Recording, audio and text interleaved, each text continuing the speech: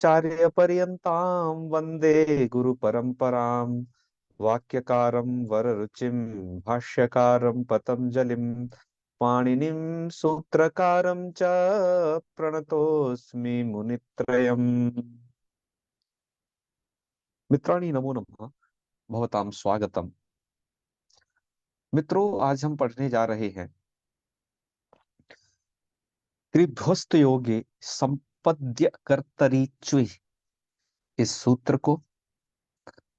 इस सूत्र के द्वारा च्वि प्रत्यय का विधान होता है। तो आज हम पूरे इस च्वि प्रत्यय के अर्थ को समझेंगे।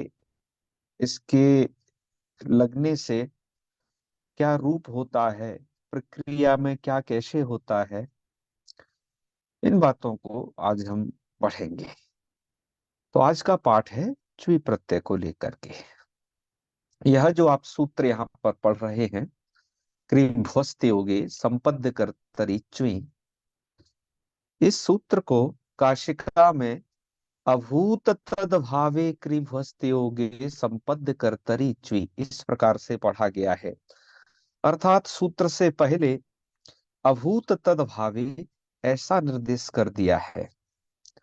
यह जो काशिकाकार ने एक जगह नहीं किया है, बहुत सारे सूत्रों में जो काशिकाकार हैं वो वार्तिक के कुछ अंशों को लेकर के इस सूत्र में ही उनको ऐड कर दिया करते हैं। जैसे यहाँ पर एक वार्तिक है, वो वार्तिक यह है जो कि कौमुदीकार ने, चाहे वो सिद्धांत कौमुदीकार हो या लघु कौमुदीकार हो, दोनों ने अलग अलग पढ़ा है। और वार्तिक है अभूत तद भाव इति वक्तव्यम, ये सप्तमी है, अभूत तद भावे इति वक्तव्यम। अर्थात यह जो सूत्र है ऊपरी जो कहा गया है कृभ्वस्ते योगे संपद्य कर्तरि च्वि, यह अभूत तद्भाव के विषय में प्रवृत्त होता है। अतः इस वार्तिक को सूत्र से हटकर नहीं देखना चाहिए, ये तो सत्य है। लेकिन वार्तिक के अंशों को सूत्र में जोड़ना उचित नहीं है। यह समझते हुए कौमुदीकार ने सूत्र से कोई छेड़खानी न करते हुए वार्तिक को अलग रखा, सूत्र के शुद्ध स्वरूप को अलग रखा है। इस वार्तिक का अर्थ पहले समझ लेते हैं। अभूत तद अभाव इति वक्तव्यम, ये जो वार्तिक में कहा गया है, यहाँ पर अभूत तद्भाव को का जो अर्थ है वो हम आगे विधिवत निरूपण करेंगे। पहले तो यहाँ ये जान लीजिए कि येन रूपेण प्राग अभूतम यद वस्तु तस्य तदरूप प्राप्त एव इदं सूत्रम प्रवर्तते। मित्रों, यही अभूत तद्भाव का अर्थ है। येन रूपेण प्राग अभूतम यद वस्तु, जिस रूप से पहले नहीं हुई जो वस्तु है, जो पहले वैसे प्राप्त नहीं हुई है, तस्य तदरूप प्राप्त एव, उसको वो दूसरे रूप की प्राप्ति हो जाना, ऐसा विषय होने पर इसी को कहते हैं अभूत तद्भाव। इस विषय में ही सूत्र प्रवृत्त होता है। हमें यहाँ पर, ये तो वार्तिक का सामान्य अर्थ हो गया, किंतु अभी हम अभूत तद्भाव को समझेंगे, कैसे यह सूत्र क्रिभु अस्थि आदि के योग में लगता है। इन सब बातों को हम विस्तार से समझने वाले हैं। और आज सूत्र का जो यह आर्थिक अंश है, इसको हम विशेष रूप से जानेंगे, क्योंकि इस सूत्र के अर्थ को कौमुदीकार ने बड़े अलग शब्दों में लिखा है।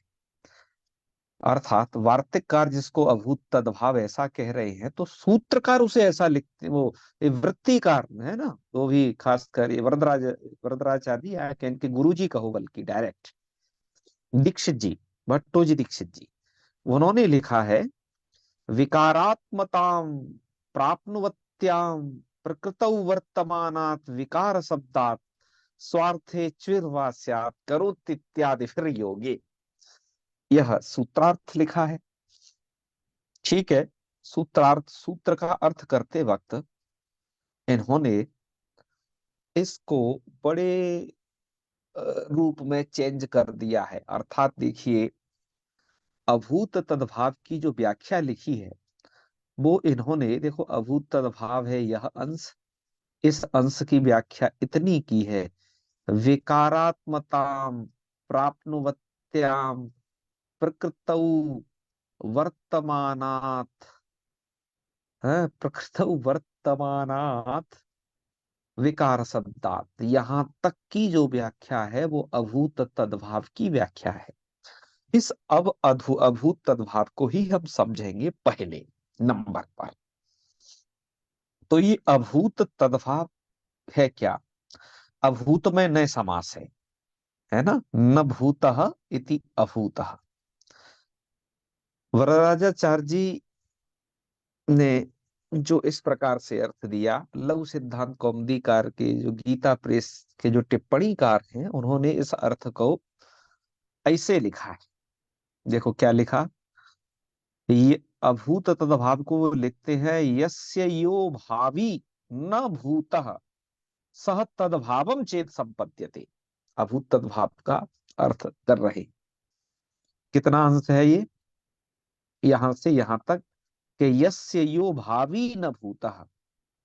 तो यस्य यो भावी, जिसका जो आगे होने वाला है, यहाँ कोमा लगा लीजिए, न भूतः, किंतु वो पहले नहीं हुआ है। देखो, आगे होने वाला है किंतु वो पहले न हुआ है ना, न भूतः स तदभावम चेत, वो जो है तदभाव को संपद्यते, यदि प्राप्त होने वाला है, तो तस्मिन अभूत तदभावी, ऐसे अभूत तदभाव में वर्तमान इत्युक्ते विद्यमान संपदी क्रिया कर्तृभूतात्, संपद नाम की एक धातु है, संपद धातु के क्रिया का कर्तृभूत जो प्रातिपदिक होगा, अर्थात कर्ता रूप में स्थित जो प्रातिपदिक होगा, ऐसे प्रातिपदिक से क्रिभु अस्थि, इन तीनों में से किसी भी एक धातु का योग होने पर क्रिभु अस्थि नाम धातु नाम योगे, यहां तक एक कोमा कर लेना, च्वी प्रत्ययो भवति, च्वी प्रत्यय किया जाता है। इसको आप यहाँ अनुनासिक लगा लीजिएगा, क्योंकि च्वी प्रत्यय में इकार भी अनुनासिक है, प्रत्यय का सर्वापारी लोप होता है, कुछ भी इस प्रत्यय का शेष बचता नहीं है, अब आगे निरूपण करेंगे। यह अर्थ तो जो टिप्पणीकार ने लिखा वो अर्थ है, ठीक है, समझ में आया, ये अर्थ सरल है, ठीक है। बाकी अब इसको देख लीजिए, जो अर्थ दिया है वरदराजाचार्य जी ने। अभी तो आप यह समझ चुके हैं इससे पहले, यस्य भावी, जो जो जिसका होने वाला है किंतु न भूता, पर वो ऐसा पहले नहीं हुआ है, इस प्रकार का भाव संपद्यते, इस प्रकार का भाव जहां पर हो रहा हो, हम इसे अर्थ उदाहरण सहित भी समझाएंगे, अभी तो सैद्धांतिक दृष्टि से वर्णन कर रहे हैं। तस्मिन् अभूत तद्भावे, ऐसे अभूत तद्भाव अर्थ में, आगे तो सरल ही है, संपत्ति क्रिया करते भूतात प्रातिपदिकात क्रिय वस्ति नाम धातु च प्रत्यय होती, ठीक है। अब इस अर्थ में आ जाइए, जो अर्थ दिया है इन्होंने, वरदराजाचार्य जी ने, ये लिखा है, विकारात्मताम प्राप्नुवत्याम, विकारात्मताम इत्युक्ते कार्य रूपताम, जो कार्य रूप को प्राप्त हो गई है, विकारात्मताम प्राप्नुवत्याम प्रकृतौ, प्रकृतौ का मतलब है समवायी कारणे, प्रकृति क्या कहा जा रहा है, समवायी कारणे, वर्तमानात, समवायी कारण में, प्रकृतौ का अर्थ किया है समवायी कारणे वर्तमानात, विकार शब्दात, विकार शब्दात का अर्थ है विकारवाचक शब्दात, अर्थात कार्यवाचकात, घटादि शब्दात, ठीक है, कार्यवाचकात घटादि शब्दात, स्वार्थ स्वार्थी च्विर्वा स्यात्, स्वार्थ में च्वी प्रत्यय हो जाता है, और त्रिभुवस्त योगे का अर्थ यहाँ कर दिया, करोति इत्यादि फिर योगे, ये सूत्रार्थ किया। थोड़ा सा आपको अब समझना पड़ेगा, यहाँ पर सूत्र में कुछ बातें आई हैं, विकारात्मताम प्रहप्नुवत्याम, प्रकृतौ का अर्थ समवायी कारण ने किया है। देखिए ध्यान दीजिए, माना कि यह है मिट्टी, है ना, मैं एक सही चित्र खींच रहा हूं, और ये आप समझ लीजिए, ये है आपकी क्या, ये है मिट्टी, और इस मिट्टी से उत्पन्न हो रहा है ये घट, है ना। इसको भी या थोड़ा सा इसे कर दें, इसका हो गया मुंह, ये है घट। तो मिट्टी जो होती है, आप उससे इस जानते हैं कि मिट्टी समवायी कारण, ठीक है। मिट्टी क्या है? समवायी कारण। इस समवायी कारण का जो कार्य है, कार्य मतलब जो विकार, विकार है ये घट, घटा, ये क्या है? इसका कार्य है। इसे दूसरे शब्दों में यदि हम कहें तो हम कहेंगे कि ये इसका विकार है, ठीक है। मिट्टी और घट का दृष्टांत इसलिए प्रस्तुत किया कि सूत्र में आए हुए जो ये शब्द हैं, विकारात्मताम प्राप्नुवत्याम, विकारात्मताम अर्थात कार्य रूपताम, विकारात्मकता को प्राप्त हो गया, मतलब कि कार्य रूपता को प्राप्त हो गया है। जहां पर प्रकृतौ ऐसे समवायी कारण में विद्यमान क्या होना चाहिए? विकार वाचकात शब्दात, विकार वाचकात शब्दात, देखो ये चुई प्रत्यय लगेगा किससे? विकार वाचकात इत्युक्ते कार्य वाचकात, घटादि शब्दात, वो शब्द घट हो सकता है, जहां जो हो वहां वो हो सकता है वो शब्द, ठीक है। वो अलग अलग होगा, अभी वर्तमान में उदाहरण भी हम देखेंगे यहाँ पर जल्दी ही। तो उससे स्वार्थ में चुई प्रत्यय होता है। ध्यान ये रहे कि करोति इत्यादि फिर योगी, करोति इत्यादि के साथ योग होना चाहिए तभी। तो इस सूत्र में वो मुख्य अंश यह निकला कि जो जैसे अभूत तद्भाव का अर्थ क्या हो गया? जो जैसा पहले नहीं था अब वो वैसा हो गया है, ठीक है। तो वहां पर इसी को हम कहते हैं अभूत तद्भाव। इसी को क्या कहेंगे हम? अभूत तद्भाव। यह अर्थ होने पर ये ची प्रत्यय लगेगा, और कब लगेगा? विकार वाचकात, वो शब्द विकार वाचक होना चाहिए, तभी उस ऐसे के विकार वाचक से ही प्रत्यय लगेगा, अन्य किसी से नहीं। उसकी प्रकृति जो होगी ची प्रत्यय की, वो विकार वाचक शब्द होगा। और क्री भू अस में से किसी भी एक धातु के साथ योग होना चाहिए। यदि आप इससे किसी इनसे इन तीन धातुओं से भिन्न किसी अन्य धातु के साथ योग करेंगे तब भी ये च्वी प्रत्यय नहीं जुड़ेगा। तो च्वी प्रत्यय के विषय में तीन पॉइंट भैया ठीक से याद रखना। अभूत तद्भाव की व्याख्या प्रस्तुत की जा चुकी है। अब आइए विकारवाचक और क्रिभुअस्थि इत्यादि के योगों को थोड़ा सा इधर समझ लेते हैं। देखिए, मूल में जो उदाहरण है वो अस से चौ इस सूत्र के अंतर्गत दिया गया। याद रहे आपको, आप पंचम अध्याय के चतुर्थ पादस्थ सूत्रों को पढ़ रहे हैं, जिसमें से 50वें नंबर का सूत्र है, अर्थात तद्धित प्रकरण के आप लास्ट स्टेज में है। अच्छा, च्वी प्रत्यय के परे रहते जो ये ईकार विधान है, ये किसी अन्य प्रकरण में दिया गया है। ये सूत्र है 7-3-32 का। तो इसका उदाहरण इधर प्रस्तुत किया गया है, ठीक है। तो समझते हैं पहले इसको घटा करके, ठीक है। विग्रह दिया यहां पर, अकृष्ण, कृष्ण संपद्यते तम करोति, ये मूल कारण ने यहीं पर विग्रह दिया है।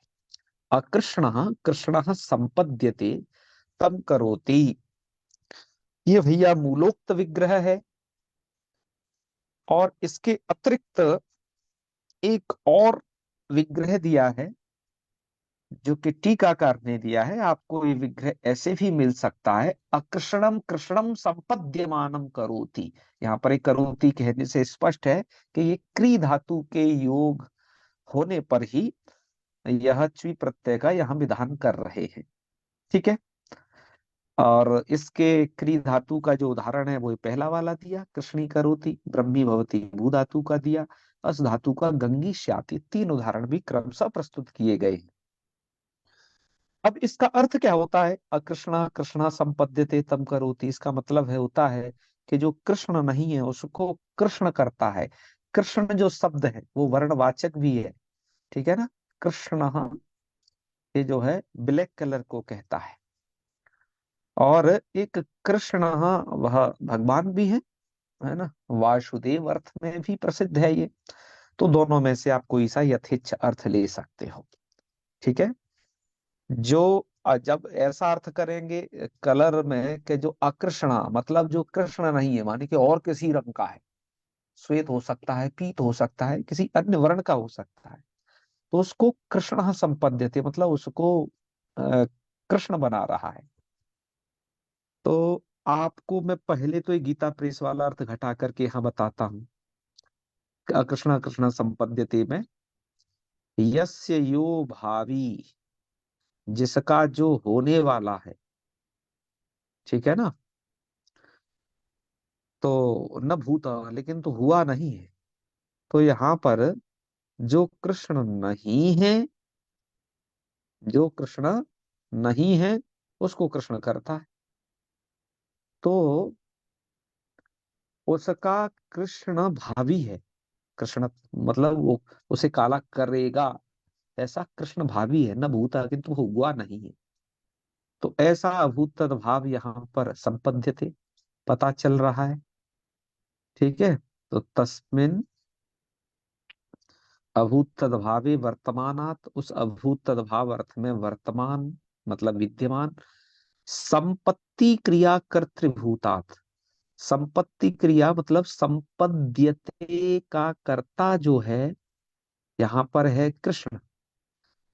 तो यस्य यो भावी न भूता, जो भावी है लेकिन तो हुआ नहीं है, ऐसा क्या है, ऐसा है कृष्ण। क्यों भाई, अकृष्ण को कृष्ण वो बना रहा है, अभी हुआ नहीं है वो। तो यस्य यो भावी, भावी मतलब भविष्य में होने वाला है, न भूत, हुआ नहीं है। सचेत संपद्यते, तो तस्मिन अभूत तद्भावी, तो अभूत तद्भाव अर्थ यहाँ पर है। और संपत्ति क्रिया का कर्तृभूत प्रातिपदिक है कृष्ण, कृष्ण प्रातिपदिक है कृष्ण। तो कृभु अस्ति इनाम धातु नाम योगे, तो करोति ये क्री धातु का योग है, तो च्वी प्रत्यय यहाँ पर हो रहा है। ठीक है, ये समझ में आया। अब ये तो इनके अनुसार हमने अर्थ को घटा लिया। अब आ जाइए जो वरदराजाचार्य जी ने जो अर्थ दिया है उसके अनुसार।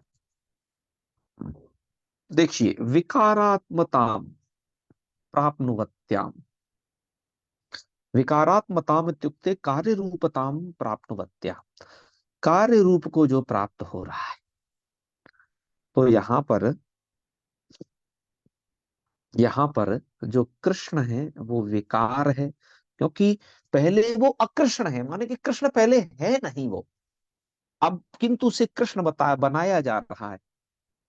तो विकारात्मताम इत्युक्ते कार्य रूपताम, तो यहाँ पर मैंने इसको अलग अलग लिखा भी है कि यहाँ पर अकृष्ण है प्रकृति और कृष्ण है विकार। तो अकृष्ण से बन क्या रहा है, कृष्ण, जैसे मिट्टी से घड़ा बनता है। तो विकारात्मताम प्राप्नुवत्याम प्रकृतौ, अर्थात प्रकृति, प्रकृतौ, सम प्रकृति का अर्थ है समवायी कारणे वर्तमानात, समवायी कारण में वर्तमान। तो समवायी कारण यहाँ इसलिए है कि अकृष्ण से ही कृष्ण बन रहा है। ठीक है। तो गुण गुणिनो अभेदः, तो गुण गुणी में समवाय समवाय संबंध होता है। तो समवाय कारणे वर्तमानात लिखा है विकार शब्दात, विकार शब्द होना चाहिए, माने कि वो विकार वाचक शब्द होना चाहिए। तो अकृष्ण तो है प्रकृति, और जो कृष्ण है विकृति, विकृति माने विकार वाचक शब्द। और आकर्षण क्या है इसकी, प्रकृति। इन दोनों को इधर लिखा है, आकर्षण प्रकृति, कृष्ण विकार, ये विकृति है। तो विकार वाचकात मतलब कार्यवाचक शब्दात, घटादि शब्दात, तो यहाँ पर हो जाएगा कृष्ण से प्रत्यय। ऐसी ब्रह्मी भवती में ब्रह्म से, गंगी से आत्म में गंगा से प्रत्यय होगा ही। ठीक है ना। तो इस प्रकार से कर लेनी चाहिए ऊहा। बहुत सारे इसके उदाहरण मिलेंगे, एक जगह आप समझ लें, अन्यत्र भी वैसा ही आप घटा लेंगे। तो क्या हो जाता है च्वी प्रत्यय हो जाता है। तो ठीक है, हम यहाँ च्वी प्रत्यय करेंगे। ठीक है, सभी शर्त घट रही हैं, वो तद्भाव अर्थ है। और हमने उसमें देख लिया विकार वाचक जो शब्द है वो कृष्ण है। तो हम कृष्ण अम से च्वी प्रत्यय लगाएंगे। और ये च्वी प्रत्यय जो होता है वो स्वार्थ में ही होगा।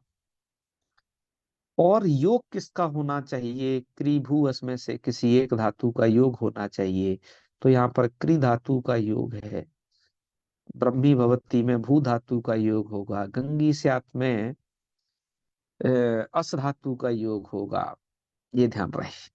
ठीक है, तो धातु का योग हो। अच्छा, धातु के किसी भी लकार के साथ योग हो सकता है। आप यहाँ पर देख रहे हैं कि कृष्णी करोति में तो लट लकार के साथ योग है। भवती में भू धातु का लट लकार है, किंतु यहाँ पर अस धातु का जो प्रयोग दिखाया गया है, अस धातु का प्रयोग इन्होंने विधिलिंग में ही दिखाया गया है। ठीक है, तो वो एक, अच्छा, लिंग और वचन की भी बात समझ लीजिए। वो लिंग और अन्य किसी वचन में भी हो सकते हैं। देखो, धातु के साथ योग की बात की जा रही है। धातु के उलट लकार की अवस्था या निजंत की अवस्था या सन्नंत की अवस्था जहां जैसे होंगी उन्हें आप कर सकते हैं। चलिए, तो अब प्रक्रिया को देख लेते हैं अर्थ का निरूपण करने के पश्चात।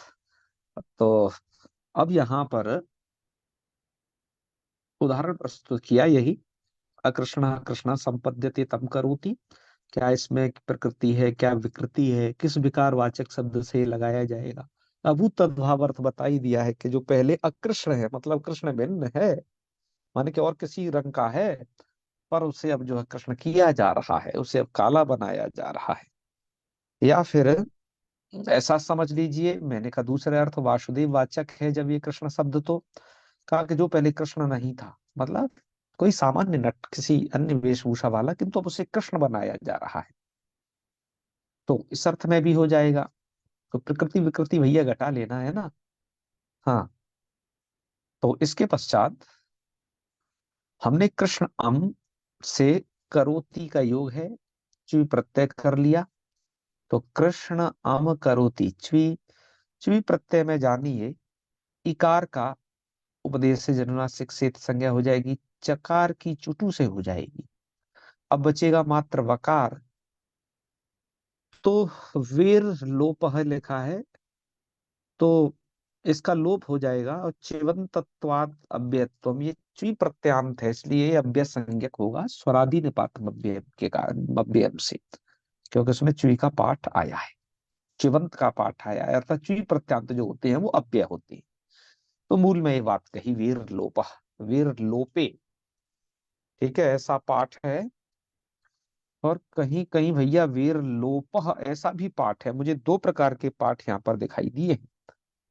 तो भैमी व्याख्याकार ने तो वीर लोपे पाठ न दे करके वीर लोपह इस प्रकार का पाठ दिया है। और यदि इसे सप्तम्यंत न माने तो वीर लोपे वकार का लोप होने पर, है ना, चिवंतत्वात् अव्ययत्वम, इस प्रकार का पाठ है। तो वैसे तो चिवंतत्वात् अव्ययत्वम वाली बात को इधर लिखा जाए तो वो ज्यादा सही है पश्चात में। तो चलिए, तो ची प्रत्यांत होने से ये आव्य है। यहाँ दोनों प्रकार के पाठ मूल कौमुदी में मिलते हैं, मुझे इसे टिप्पणी करके अलग से भी लिख दूंगा। वेर लोप वेर लोपे, कोई खास मुझे अंतर नहीं इसमें दिखा। ठीक है, एक जगह सप्तम्यंत, एक जगह प्रथमांत पाठ का ही अंतर है बस।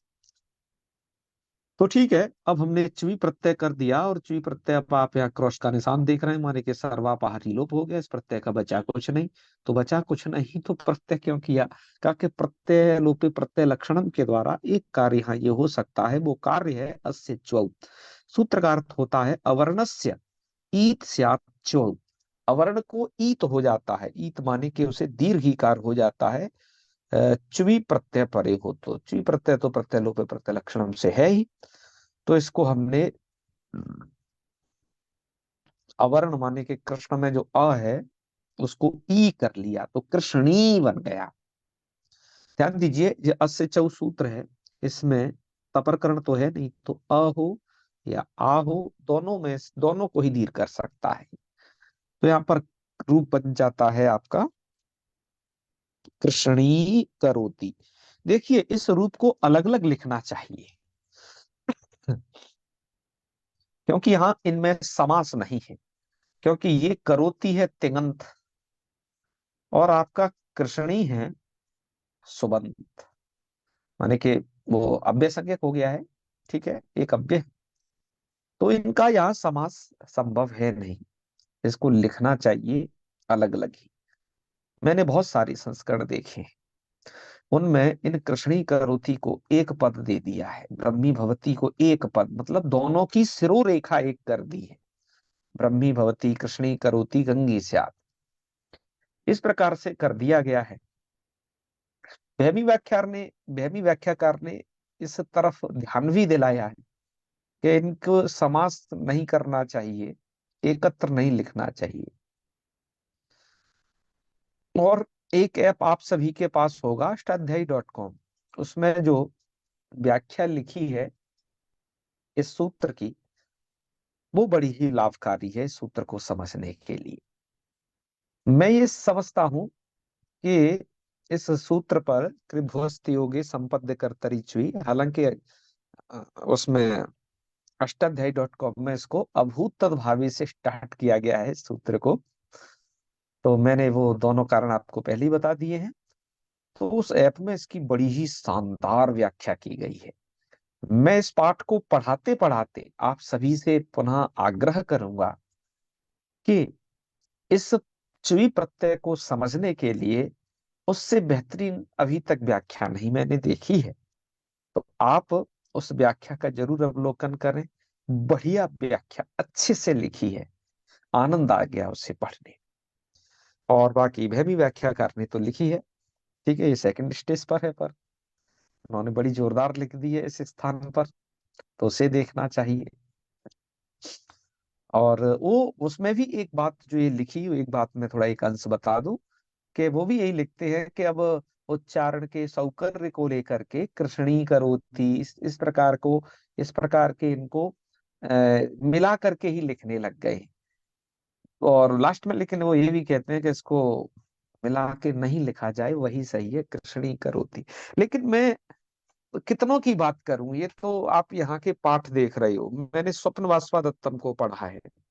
स्वप्न वासवादत्तम का एक श्लोक है, पहले ही अंक में है, श्लोक नंबर 3। और वो श्लोक ये है, धीरस्याश्रम संसृतस्य वसतस् तुष्टस्य वन्यैः फलैर्। है, आप इसे निकाल लेना। मैं जहां पर ये पद्य में दिया हुआ है उसको मैं पढ़ता हूँ। अंतिम लाइन है, कोयम भो निभृतम तपोवनमिदं ग्रामी करो त्याज्ञया। तो ग्रामी करो त्याज्ञया, यहाँ पर सभी संस्करणों में इसको मिला करके ही लिखा है। शायद कोई ऐसा संस्करण विरला हो जिसमें ये नहीं लिखा हो, लेकिन ग्रामी करो त्याज्ञया, ग्रामी करोति को एक बना करके लिखा है। एक बनाकर लिखने से बस यही है कि यहाँ पर समास, क्योंकि हम सिरो रेखा उसकी एक करते हैं जिसका समास है। ठीक है ना, यही है प्रचलन। और इसको मिलाकर लिखने से सिरो रेखा का चक्कर तो समास के साथ हम लोगों ने जब निश्चित कर दिया है, तो ग्रामी करो त्याज्ञा में से ग्रामी को थोड़ा अलग करके ही लिखे तो ज्यादा बेटर है। ठीक है। हाँ, समास कहाँ करना है, जहाँ तिङंत पद नहीं है, माने कि कोई जैसे यहाँ कर सकते हैं, जैसे कृष्णी कृत्य किसी ने कहा, तो कृत्य तो समासे ने पूर्वक लेप है, वहां कर सकते हैं। कृष्णी कृता कर सकते हैं, इत्यादि स्थलों पर तो आप समास युक्त, मतलब दोनों की सरोरेखा एक करके च्यवंत का प्रयोग कर सकते हैं। अन्यत्र उचित प्रतीत नहीं होता है। लेकिन पहले के पांडुलिपियों में तो सब कुछ एक ही सरोरेखा वाला किया जाता था। उससे ही प्रेरित पाठ हमें ये लगता है, जहां जहां पर संपादकों ने ये किए हैं। जैसे अभी मैं स्वप्न वासवादत्तम का एक उदाहरण दिया, और यहाँ के भी ये सभी उदाहरण दिए हैं उनमें। तो चलिए, त्रि धातु के साथ योग करके च्वी का बन गया च्वंत का कृष्णी करोति। तो कृष्णी करोति जैसे वाक्य कैसे बनने चाहिए, और कैसे इसका प्रयोग होता है हमारे लोकल लैंग्वेज में, हम सेंटेंस कैसे बना करके इसके प्रयोग कर सकते हैं, इसके लिए मैं आपसे निवेदन आग्रह कर ही चुका हूँ। कष्टाध्यायी.com वाला जो ऐप है वहां पर इस सूत्र का जो निरूपण किया है बड़ा जोरदार किया है, वहां से पढ़िए, आपको आनंद आ जाएगा। ठीक है, मैं अब आगे का व्याख्यान कर रहा हूँ, सुनिएगा। अब आगे ब्रह्मी भवती, यह प्रयोग है। इसको ठीक ऐसे ही बनाना है, बस अंतर यहाँ पर इतना ही है कि यहाँ पर आपका भू धातु के साथ ही योग है। ठीक है, बाकी सब प्रक्रिया पूर्वत है। विग्रह यही करना है आपको, अब्रह्मा ब्रह्म संपद्यमानम भवति, तो ब्रह्मी भवती आप यहाँ पर प्रयोग कर लेंगे। और यहाँ पर भी च्वी होगा, और उस च्वी का सर्वापहारी लोप अस्य चौ सूत्र के द्वारा ब्रह्म के आकार को इकार होकर के भैया ब्रह्मी भवती हो जाता है।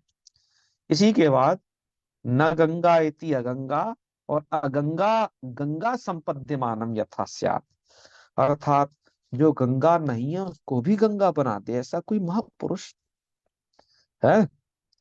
तो यहाँ पर अगंगा है प्रकृति और गंगा है उसका विकार, तो ऐसे विकारात्मता प्राप्नवत्याम, विकार को प्राप्त हुआ है जो अगंगा, वो तो प्रकृति अर्थात समवायी कारणे वर्तमानात विकार शब्दात, ऐसे कार्यवाचक शब्द है यहाँ पर गंगा। तो गंगा शब्द से गंगा अम, इससे करु यहाँ पर अस धातु का योग होने पर रूप बन जाएगा गंगी स्यात् स्वीच, अस्य चौ सूत्र से इसको इत्थु करना न भूलना। तो ये तीन उदाहरण यहाँ मूल कारण ने इसमें प्रस्तुत किए हैं।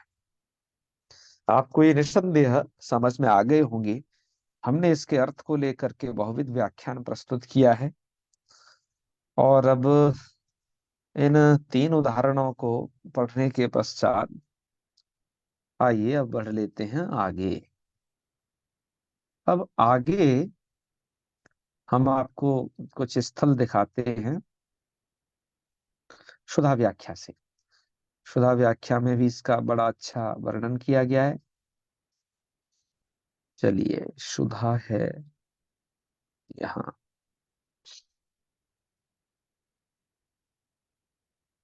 तो ये अभूत तद्भाव विषय का वर्णन कर रहे हैं, और देखिए इन्होंने भी वैसा ही पाठ लिखा है जिसकी बस अब हम अभी चर्चा कर रहे थे आपसे, इनको मिला करके ही लिखा है। अकृष्णा कृष्णा संपद्यते, तम करोति इति कृष्णी करोति ब्रह्मी भवति गंगी स्यात्, मिला के लिखे है ना। ठीक है, और आइए यहाँ से इन्हें देखिए। चलिए, तो अभूत तद्भावेति, तो ये व्याख्या करते हुए कहते हैं कि ये न रूपेण प्राग अभूतम यद वस्तु, जिस रूप से पहले जो अभूत यद वस्तु जो पहले नहीं हुई थी है, और तस्य तद्रूप प्राप्ति, उसको वैसी प्राप्ति अब हो जाए। तो ये अर्थ किया है, ठीक है, अच्छा है। करोति इत्यादि फिर योगी को थोड़ा और डिक्लेयर करके कह रहे हैं कि जी करोति इत्यादि कौन कौन धातु हैं, डुक्रिय करणी भूषत्तायाम और अशुभ, इन धातुओं के योग में ही यह होता है। ची प्रत्यय में चकारित इकार उच्चारणार्थ, ठीक है, सर्वापहारी लोग होता है, इस तरफ संकेत कर रहे हैं। अस्य चौक अर्थ लिख दिया, कहाँ से क्या अनुवृत्ति आई है। इसके पश्चात वेर प्रत्यय से वकार का विलोप होकर के कुछ भी बचता नहीं है। चिवंतत्वात् अव्ययत्वम से ये कहना चाहते हैं कि उर्यादि चुराचस चैती निपातना स्वरादि, स्वरादि निपात मध्यम से वो निपात संज्ञक है, ठीक है, इसलिए बेस हो जाता है। कृष्णी करोति को बनाते वक्त इन्होंने लिखा है वही, अकृष्ण कृष्णा संपद्यते तम करोति कृष्णी करोति इत्यत्र कृभ्वस्त योगे संपद्य कर्तरि च्वी इति च्वौ, कृष्ण च्वौ है, कृष्ण च्वी इति जाते, ऐसा लिखना था। च्वे है सर्वस्य लोपा, ठीक है, सर्व सभी का लोप कैसे होता है समझ गए।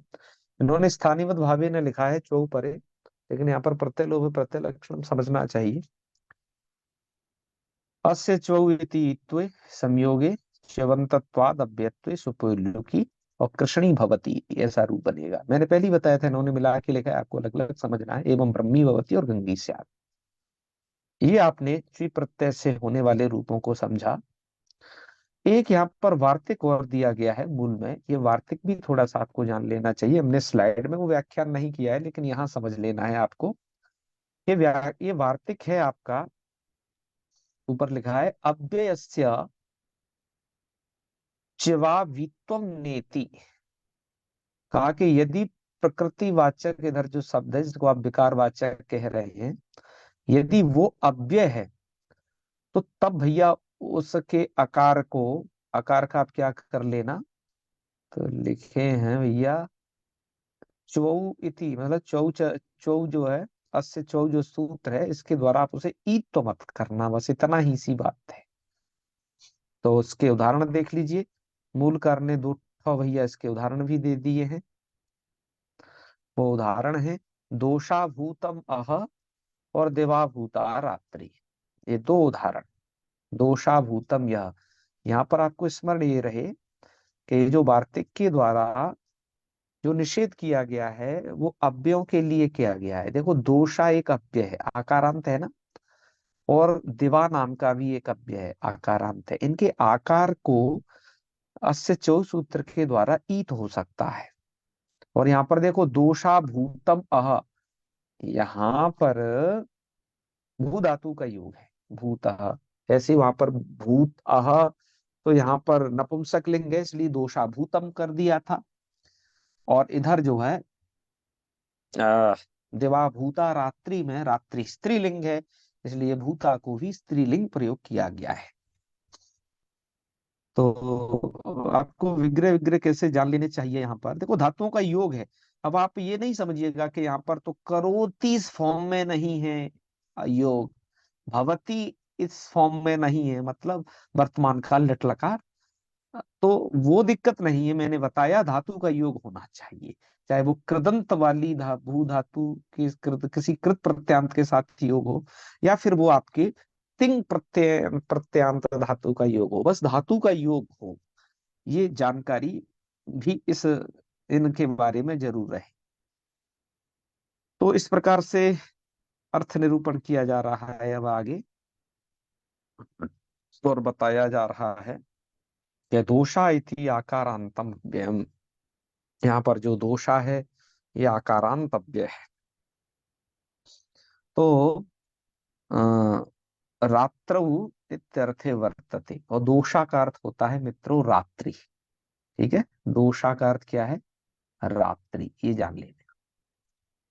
तो विग्रह से कर लेना अदोषा दोषा भूतम, अर्थात ऐसा दिन जो रात्रि नहीं था पर रात्रि हो गया। ठीक है, तो उसको बोलेंगे हम दोषा भूतम। तो यहाँ पर तो दोषा भूतम को आप मिला करके लिख सकते हैं, क्योंकि समास हो जाएगा। तो प्रक्रिया यही है यहाँ पर कि भूतम ये भू धातु का योग है, तो दोषात शब्द से च्वी लाएंगे, तो स्थिति होगी आपकी दोषा च्वी। विग्रह को भैया याद रखना बस, है ना, अदोषा दोषा संपद्यमानम भूतम, इस प्रकार से। तो दोषा से च्वी, च्वी का सर्वापारी लोप, दोषा के आकार को च्वीच से अस्य चौ से ईत हो सकता था, निषेध हो गया। तो आपका अदोषा दोषा भूतम अह इति, यहाँ का रूप बन गया दोषा भूतम, यह रूप बन जाएगा। ठीक है, आकार को इकार नहीं करना है बस। और दोषा का भूतम के साथ में यहाँ पर आपको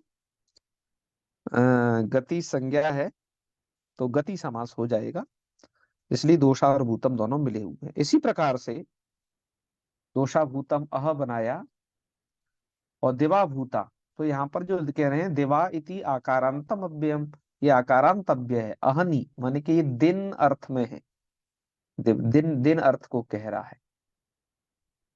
तो इह तू अह इति अर्थे वर्तते। ठीक है, तो फिर दिवा के आकार को, तो यहाँ पर क्या कर लेना, जैसे यहाँ पर दो सा च्वी था, इसलिए इसको मिटा के अब लिख देते हैं दिवा और च्वी, विग्रह वही है। अधिवा दिवा संपद्यमाना, भूता और रात्रि को भी जोड़ दो, कि जो दिन न थी पर दिन बन गई, ऐसी रात्रि। कहने का तात्पर्य चंद्रमा का प्रकाश इतना हो गया कि जो रात्रि दिन नहीं थी वो दिन बन गई। और जिससे पहले जो उदाहरण है दोषा भूतम अह, जो रात्रि नहीं था परंतु रात्रि हो गया ऐसा दिन, वो ग्रहण इत्यादि के कारण हो सकता है, जब सूर्य ग्रहण वगैरह पड़ता है तब। तो ठीक है, आज वैसे भी पूर्णिमा है, हम जो पाठ पढ़ रहे हैं तब, तो ऐसे दिन बन जाता है पर्वतीय क्षेत्रों में, विशेषकर जहाँ बर्फ पड़ती है। तो आज की रात को हम बोलेंगे दिवा भूता अद्यतनी, अद्यतनीया रात्रि। तो तो अद्यतना रात्रि ऐसा कहेंगे। तो यहाँ पर भी दिवा शब्द के आकार को अस्य चौ से इत मत करना, तो द्रुत रूप बन जाएगा दिवा भूता। ठीक है, तो आपके दो रूप बन गए, दोषा भूतम और दिवा भूतारा। इस प्रकार से आपको यहाँ के रूपों को समझ लेना है, उनकी ऊहा कर लेनी है। आज के पाठ में हम यहीं तक विचार रखेंगे। इससे आगे अब जो है एक दिन का अब ये पाठ बच रहा है, इसे हम अब जल्दी ही कंटिन्यू कर देते हैं, सोचा है कल ही कर लेंगे। ठीक है, तो आज समापन करते हैं, समय भी हो गया है। चलिए आज्ञा दीजिए।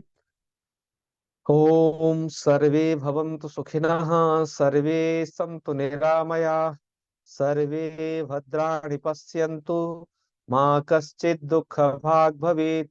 ओम शांति शांति शांति। सर्वेभ्यो नमो नमः। शुभ रात्रि, प्रणाम।